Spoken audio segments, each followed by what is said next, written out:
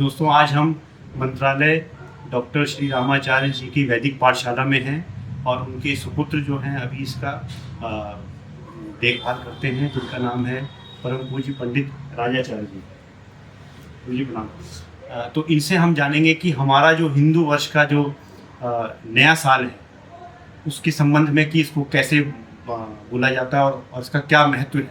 और आज के दिन जैसे मैंने आके यहाँ पे पंचांग श्रवण किया, जो मेरी खुशकिस्मती थी, उन्होंने बताया इसका क्या महत्व है। जी रचना। प्राचीन काल से ही ऋषि परंपरा से ही नववर्ष आचरण, नव संवत्सर, जो कि चैत्र मास से प्रारंभ होता है। हम सभी हिंदू सनातनियों में चैत्र का महीना ही वर्ष का प्रथम महीना होता है। इसमें शुक्ल पक्ष प्रतिपदा तिथि यानी प्रथम तिथि जो है वो आज का दिन है।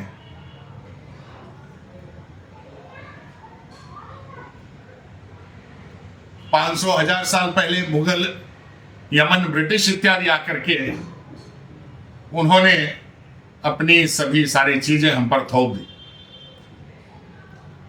हम सभी जो है वैसा ही आचरण करने लगे। तो सभी पाश्चात्य सभ्यता का अनुसरण करके 1 जनवरी को ही नववर्ष मानने लगे, जबकि ऐसा बिल्कुल भी नहीं।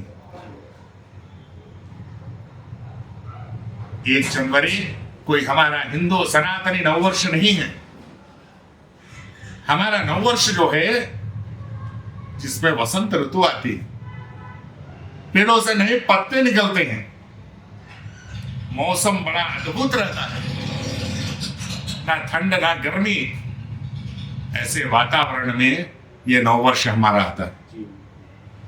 आंग्ल नववर्ष वो कपकपाती हुई सर्दी में रात्रि मजरापान इत्यादि करते हुए वो नववर्ष मना रहे हैं। ये कैसा नववर्ष? ये हमारी सनातन परंपरा नहीं। हमारी सनातन परंपरा चैत्र शुक्ल प्रतिपदा नया संवत्सर ही हमारा नववर्ष है। आज के दिन अनेकों विशेषताएं होती। प्राचीन ऋषियों मुनियों ने इसे बहुत सोच समझ कर ही बनाया हो, जिसे हमारा संविधान भी मानता है। आप देखेंगे कि वार्षिक लेन देन का अंतिम दिन जो आता है वो यही मार्च एंडिंग का समय आता है।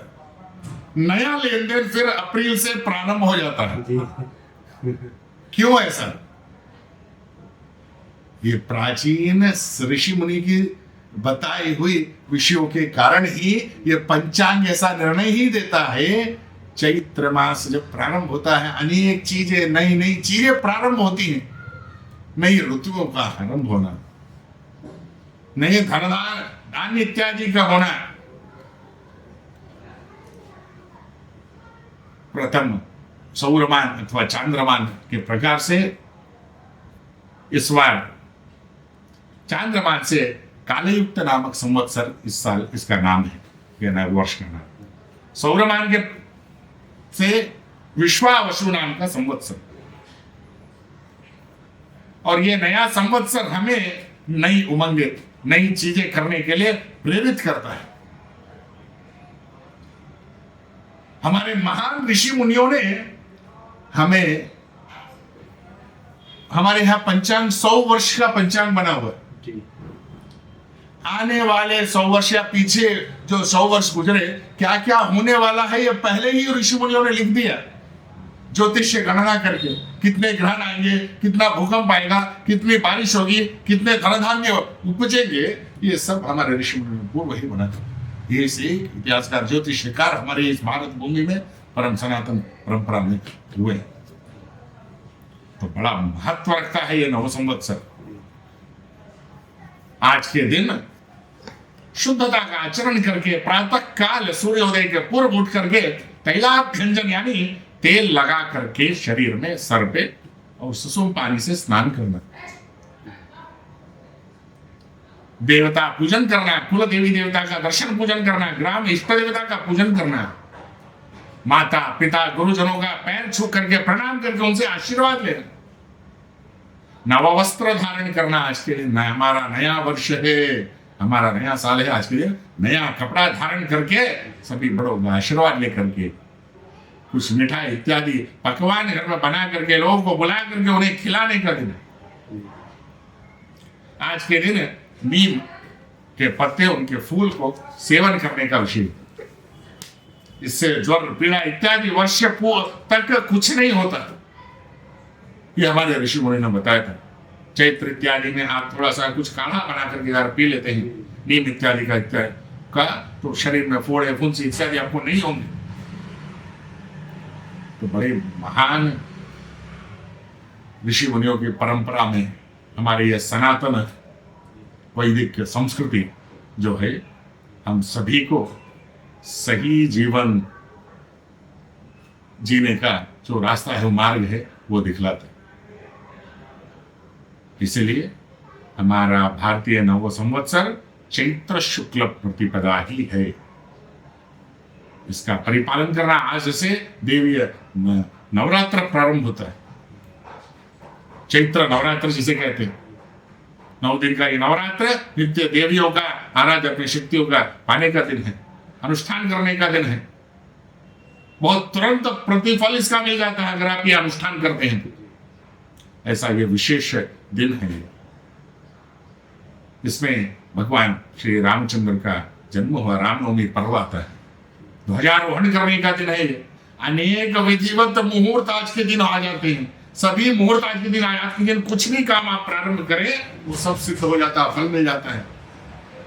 बड़ा विशेष दिन आज का ये नव संवत्सर। आप सभी से ये आशा है, अनुरोध भी है कि चैत्र शुक्ल प्रतिपदा को ही हम भारतीय नव संवत्सर माने।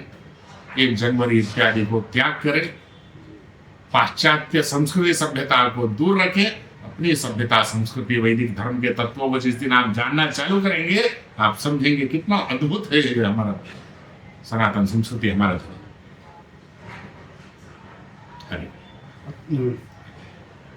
राजा जी एक चीज बताइए कि किस किस तरह के पंचांग भारत जैसे महान देश में हम लोग उसका अनुकरण करते हैं, वैसे ये बताइए। आपके पास इतने सारे पंचांग रखे हुए, वो संस्कृत बताएं।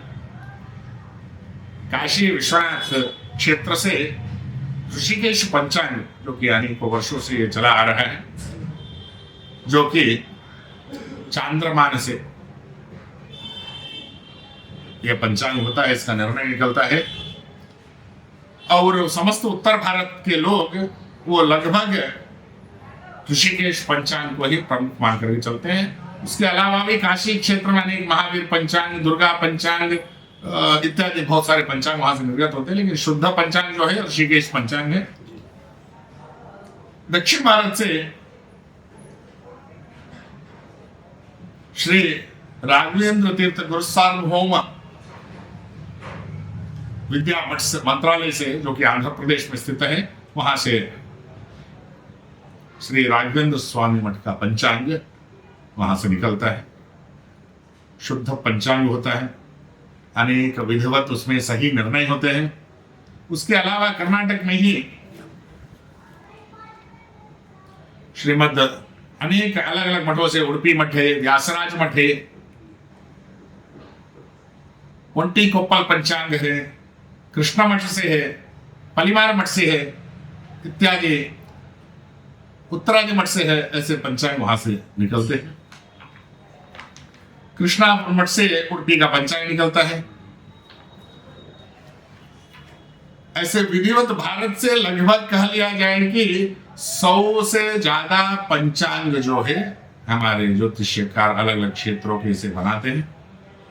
और ये पंचांग जो है विभिन्न प्रकार के निर्णय को देने में हमें सहायक होता है। जैसे यज्ञोपवीत संस्कार कब करना, मुंडन संस्कार कब करना, गृह प्रवेश कब करना, विवाह कब करना, जातकर्म संस्कार कब करना, मुहूर्त कब देखना, वास्तव मुहूर्त कब देखना इत्यादि विभिन्न मुहूर्तों को बतलाता है। वर्ष में कितने ग्रहण आएंगे, वर्ष में खरमास कब आएगा, शुक्रास्त गुरुअस्त कब आएगा, इन सब के विचार ये पंचांग से हमें मिलते हैं। इसके अलावा भी ज्योतिष गणना के हिसाब से हमारी कोई चीज खो गई है, कुछ चीज गुम हो गई है, वो कैसे मिलेगी, कहाँ मिलेगी, किस दिशा में है, ये भी पंचांग हमें बतलाता है।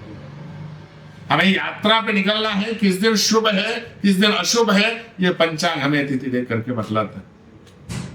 कब क्या करे नहीं करे, क्या उचित है नहीं उचित है, कब वाहन लेना, कब घर लेना, कब ये काम चालू करना, इसका निर्णय पंचांग बतलाता है। तो अनेकों निर्णय जो है आप इस पंचांग से जानकारी कर सकते हैं।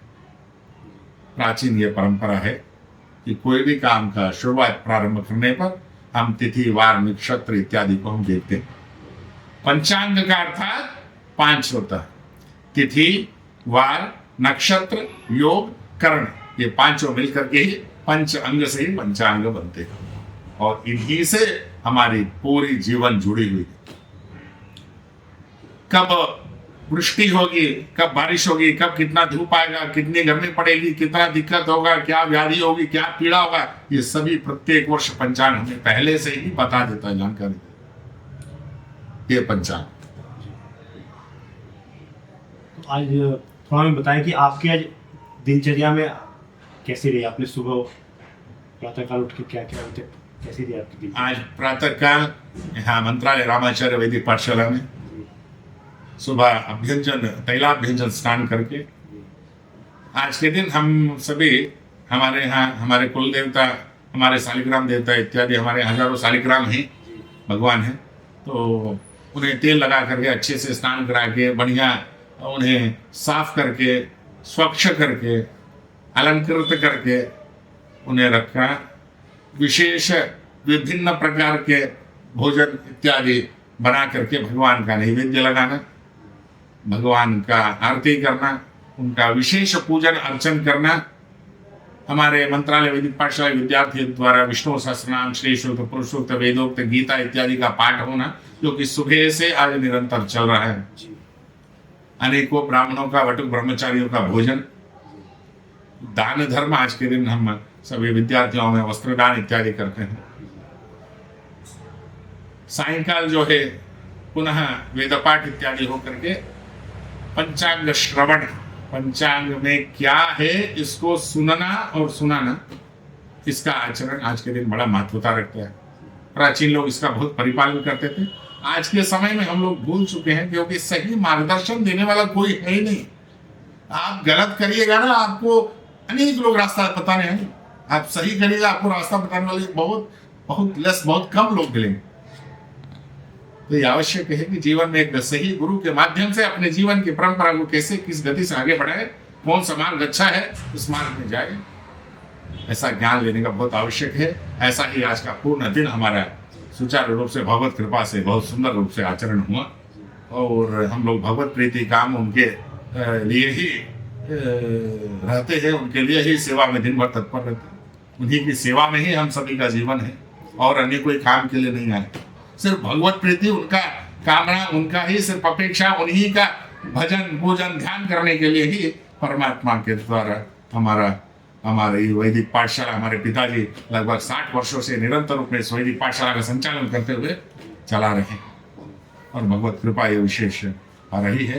यानी को विद्यार्थीगण यहाँ से नित्य रूप में अच्छे वैदिक रूपों को, तत्वों को सीख करके तैयार हो गए। ये सब भगवान गया गदाधर हमारे परम पूज्य स्वामी जी महाराज श्री सुखदेंद्र तीर्थ स्वामी जी महाराज का विशेष अनुग्रह कृपा हम सभी पर और राघवेंद्र स्वामी जी महाराज का विशेष कृपा पात्र करके इस पाठशाला का संचालन करते हुए ऐसे वैदिक तत्वों का, विशेष पर्वों का आचरण यहाँ निरंतर रूप में हम लोग करते हैं।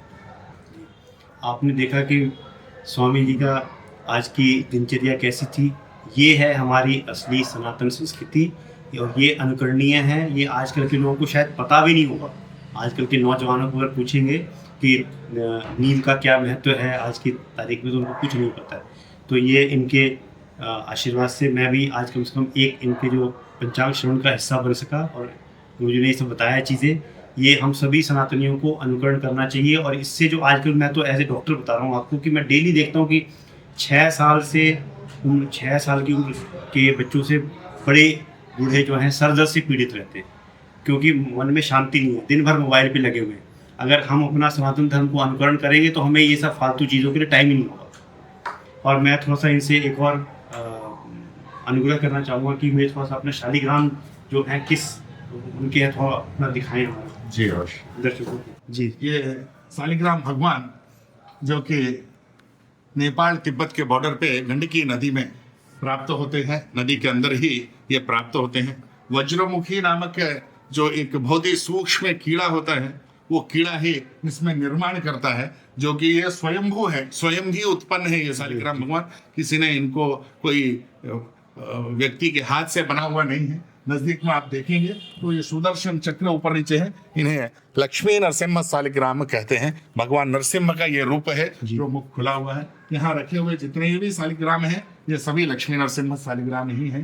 नरसिम्हा शालिग्राम बहुत उग्र और बहुत विशेष होते हैं। इनका विशेष पूजन करने का बतलाया गया है और इनमें नित्य पूजन होना, इनका नित्य अन्न नैवेद्य लगना, नित्य इनका श्रृंगार होना, विशेष रूप से नित्य तैलाभ्यंजन होकर के इन्हें हम रखते हैं।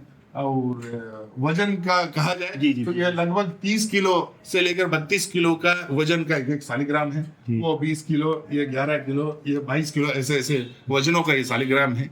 और इसमें अनेकों चक्र होते हैं। वो चक्र के हिसाब से ये निर्णय देता है कि ये शालिग्राम भगवान कौन से और क्या है। तो घर में ठाकुर जी शालिग्राम रख करके नित्य पूजन करने से शास्त्र बतलाता विष्णु पादोदकम पीत्वा पुनर्जन्मन विद्यते। अगर आप नित्य विष्णु पादोदक चरणामृत भगवान का शालिग्राम का तीर्थ लेते रहेंगे तो आपका पुनर्जन्म नहीं होगा, आप वैकुंठ धाम को प्राप्त कर जाएंगे। सभी ऋषि मुनि राजों का सब यही चाह रहता है कि पुनर्जीवन न मिले, वैकुंठ प्राप्ति हो गया, मोक्ष प्राप्ति हो जाए। यह मोक्ष प्राप्ति भगवत कृपा से ही संभव है।